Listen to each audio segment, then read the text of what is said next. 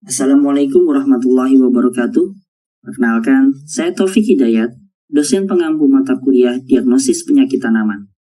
Pada pertemuan ini, kita akan membahas mengenai pengukuran penyakit di lapangan. Materi ini penting mengingat salah satu dasar utama dalam diagnosis penyakit tanaman adalah menentukan seberapa parah tanaman terinfeksi oleh penyakit. Diharapkan setelah materi ini selesai, mahasiswa mampu memahami pentingnya pengukuran penyakit di lapangan serta mampu memahami bagaimana pengukuran penyakit di lapangan. Oleh karena itu, kita akan membahas mengenai arti penting pengukuran penyakit, istilah dalam pengukuran penyakit, serta teknik pengukuran penyakit. Lord Kelvin mengatakan bahwa kemampuan kita dalam memahami suatu fenomena sangat bergantung dengan kemampuan kita dalam mengukurnya. Artinya, dalam memahami sesuatu kita butuh berbagai macam metode atau teknik untuk mengukur fenomena tersebut. Campbell and Neher juga menyatakan pengukuran penyakit merupakan kunci dalam memahami analisis penyakit. Dalam bukunya, Krantz menyatakan, tanpa adanya kuantifikasi penyakit, maka tidak akan ada ilmu penyakit. Dan lebih jauh lagi, tidak ada pengukuran terhadap kehilangan tanaman, survei penyakit tanaman, dan bagaimana cara mengendalikan penyakit di lapangan. Pengukuran penyakit di lapangan memiliki peran yang sangat penting dalam diagnosis penyakit tanaman. Kuantifikasi penyakit berperan dalam mengetahui tingkat sebaran dan keparahan, serta kerusakan yang ditimbulkan oleh penyakit, serta menjadi dasar dalam pengembangan strategi manajemen yang efektif dalam pengendalian. Penyakit di lapangan merupakan kejadian yang sifatnya kualitatif, seberapa parah kerusakan yang ditimbulkan.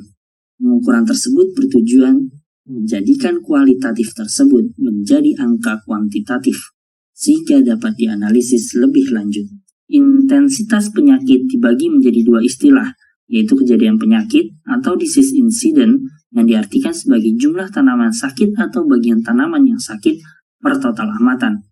Kejadian penyakit lebih cocok digunakan untuk penyakit pada semua stadium awal serangan atau penyakit-penyakit yang menimbulkan kerusakan pada semua jaringan tanaman, seperti dumping off, layu, dan penyakit akibat virus.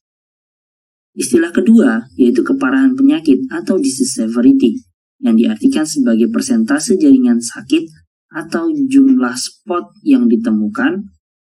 Keparahan penyakit biasanya digunakan pada penyakit karat, bercak, embun, atau penyakit yang jika menyerang tidak langsung seluruh organ tanaman.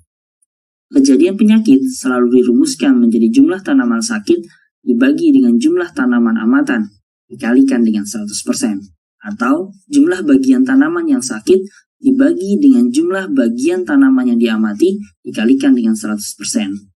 Menghitung kejadian penyakit di lapangan jauh lebih mudah dan memiliki nilai kesalahan yang lebih kecil bila dibandingkan dengan menghitung keparahan. Kejadian penyakit hanya membagi tanaman menjadi sakit dan sehat. Keparahan penyakit, jika tidak ada referensi mengenai bagaimana cara pengukurannya dan metodenya atau panduan pengamatannya, maka dirumuskan sebagai luas jaringan tanaman yang rusak akibat penyakit dibagi dengan luas jaringan yang diamati dikalikan dengan 100%. Jika ditemukan referensi menggunakan skala, maka dapat menggunakan rumus sigma dari N dikalikan dengan V dibagi dengan Z dikali N kali 100%. Di mana N merupakan jumlah tanaman atau jumlah bagian tanaman yang teramati pada skor tertentu, V merupakan skor yang sedang diamati, Z skor tertinggi yang digunakan, dan N besar merupakan total tanaman yang diamati atau total bagian tanaman yang diamati. Untuk meningkatkan keakurasian dalam pengukuran, maka dibutuhkan teknik sampling. Dalam pengambilan sampel ada beberapa hal yang perlu diperhatikan. Di antaranya yaitu teknik pengambilan sampel ada yang bersifat sebagai random sampling, systematic sampling, sampel berstrata, maupun multiple stage sampling. Pemilihan teknik tersebut didasari atas distribusi penyakit yang dapat berubah bergantung kepada iklim dan juga lingkungan di sekitar tanaman, serta stadia pertumbuhan tanaman. Penyakit pada tanaman dapat tersebar merata atau berkumpul pada suatu lokasi. Pemilihan teknik membutuhkan pengetahuan mengenai penyakit yang sedang diteliti. Setiap penyakit memiliki karakteristik yang berbeda, namun secara umum, pengambilan sampel secara sistematik dapat dilakukan. Pengambilan sampel secara sistematik yang biasa digunakan adalah menggunakan teknik diagonal, seperti pada contoh, atau menggunakan teknik dengan membentuk huruf W, seperti pada contoh.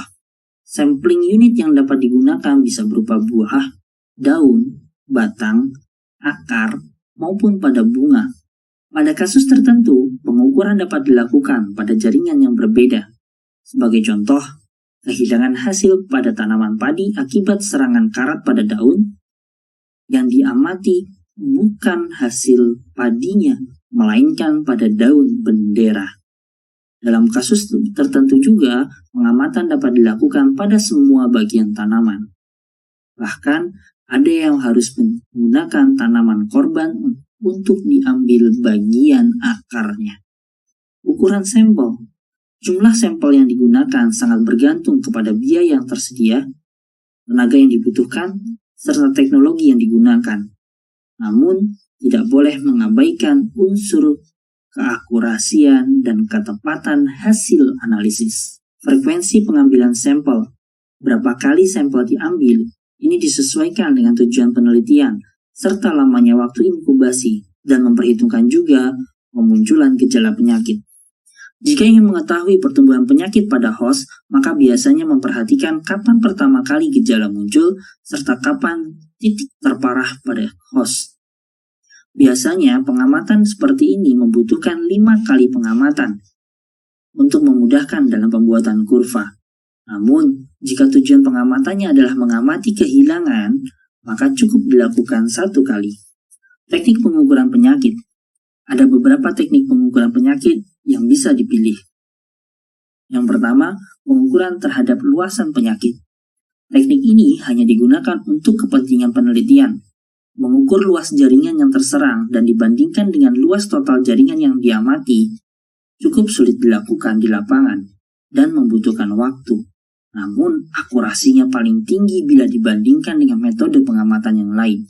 Metode pengamatan kedua yaitu menggunakan diagram standar. Metode ini akan dibahas lebih lanjut pada slide berikutnya. Metode ketiga adalah menduga keparahan berdasarkan nilai kejadiannya. Terkadang kita dapat menduga tingkat keparahan penyakit menggunakan kejadian penyakit. Pengukuran kejadian penyakit lebih mudah dilakukan karena hanya membagi fenomena penyakit menjadi 2, sehat dan sakit. Namun teknik ini membutuhkan perhitungan matematik yang rumit untuk mendapatkan formula konversi dari insiden menjadi severity.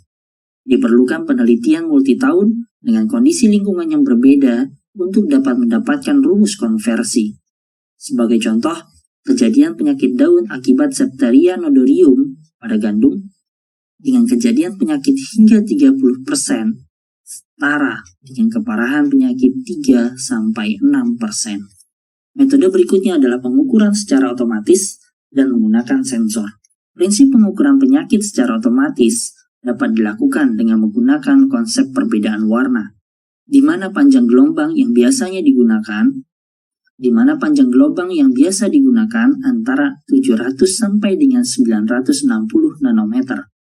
Alat yang digunakan dapat berupa false color imagery, spectral radiometer, atau microdensitometer. Alat ini bisa diakali dengan menggunakan lift area meter yang dipasang dengan video kamera dan mikrokomputer. Jika teknik otomasi tersebut diaplikasikan dengan skala yang lebih besar, bisa menggunakan satelit atau pesawat terbang, maka dibutuhkan sensor yang akurat. Kelemahan dalam pengukuran otomatis menggunakan sensor adalah pada akurasi dan ketepatannya. Teknik ini kurang mampu mendeteksi penyakit pada awal gejala, atau jika kejadian dan keparahan masih tergolong rendah. Selain itu, jika menggunakan pengamatan aerial atau melalui udara, bagian atas tanaman, bagian bawah tanaman tidak dapat diamati dengan akurat.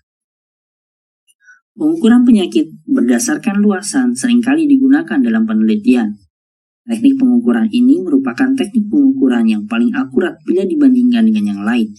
Untuk keparahan sendiri dapat menggunakan berbagai macam skala dan pengelompokan. Ada beberapa acuan dasar yang dapat digunakan, seperti menggunakan acuan Bayer yang menggunakan 8 skala, acuan Cammerate dengan 5 skala, acuan Sinclair dengan 10 skala. Dapat diperhatikan pada contoh, Bayer dan Cammerate menggunakan skala dengan kelipatan yang tidak sama. Pada skala Bayer, skala 1 0 sampai dengan 2,5%. Ada peningkatan 2,5%.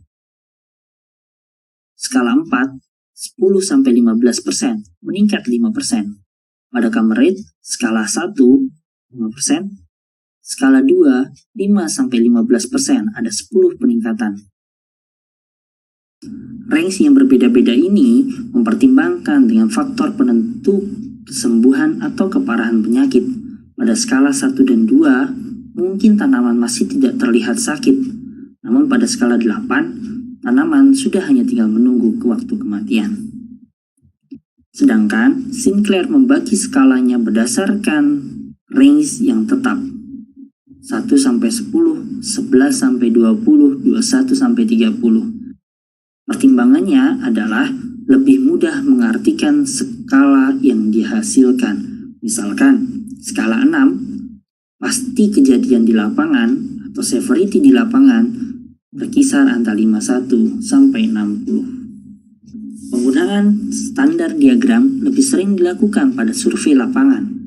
Di lapangan, terkadang sampel yang dimiliki berjumlah cukup banyak, sehingga membutuhkan waktu pengamatan yang lama. Untuk mempersingkat waktu, namun masih menggunakan keakurasian, maka digunakan diagram standar. Ada 2 macam diagram standar yang biasa digunakan, yaitu menggunakan diagram gambar, seperti pada contoh. Pada contoh ini dapat dilihat penampakan bercak pada tanaman Gramineae, serta pada tanaman singkong. Setiap gambar memiliki persentase keparahan yang diwakilinya. Bentuk standar diagram yang kedua yaitu menggunakan kunci deskriptif. Kunci deskriptif biasanya berbentuk kalimat yang perlu dipahami maksudnya. Sebagai contoh, kunci deskriptif untuk serangan Phytophthora infestan pada tanaman kentang. 5% keparahan penyakit di lapangan menunjukkan bahwa tanaman tersebut memiliki 50 titik nekrosis pada satu tanaman, atau 1 dari 10 daun yang diamati. Skala 50% menyatakan bahwa setiap tanaman telah terinfeksi dan 50% daunnya telah mulai rusak. Jika dilihat di lapang, maka sudah menjadi dominansi warna kecoklatan. Persentase yang disajikan pada skala deskriptif merupakan threshold. Artinya, misalkan kita menghitung spot pada satu tanaman berjumlah 40, maka kita dapat nyatakan persentase kerusakannya adalah 4%. Demikian materi pengukuran penyakit di lapangan. Semoga apa yang disampaikan dapat bermanfaat ke depan. Terima kasih, mohon maaf jika terdapat salah kata dalam penyampaian. Akhirul kalam, wassalamualaikum warahmatullahi wabarakatuh.